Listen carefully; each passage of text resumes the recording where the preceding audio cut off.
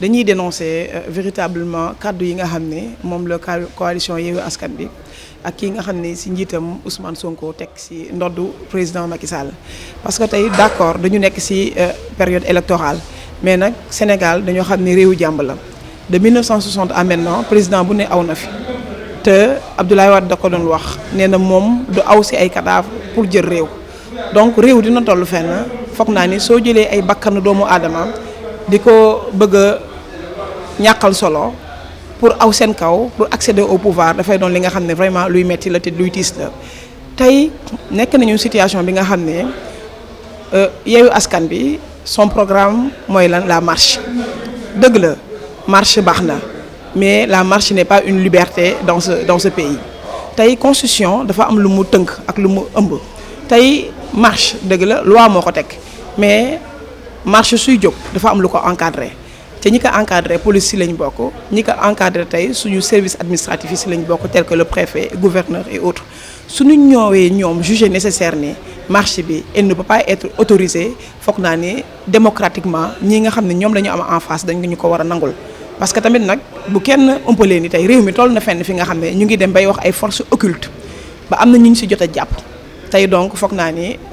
jàpp nañu tey on a vraiment notre sécurité est un peu menacée. donc di wax ni rek politique la c'est une période électorale dafay jeex mais jàpp naa ni nañu demee xel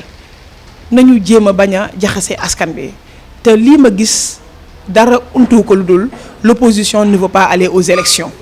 lu tax bëgguñu dem élection ñaar la parce que xam nañu actuellement ñoom seen bopp elles ne sont pas dans une bonne posture. donc nañu dem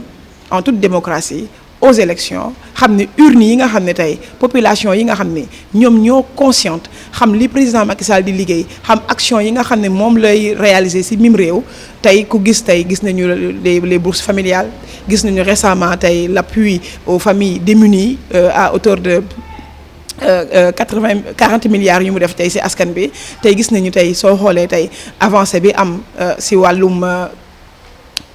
enseignants yi seen salaire nga xam ne yokk bi ñu ko yokk tey gis nañu subvention yi nga xam ne moom le président di def ak son gouvernement di woote vraiment à la paix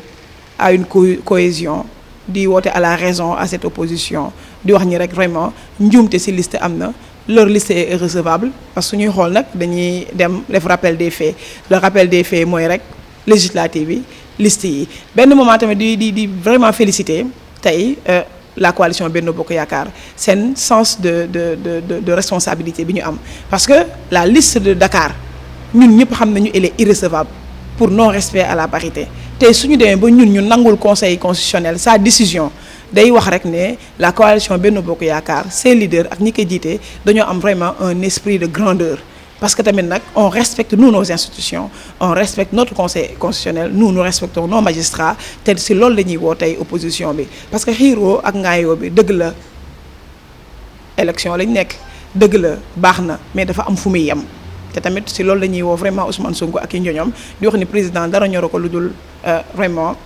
la bonne marche de ce pays mais tamit comment faire émerger le Sénégal.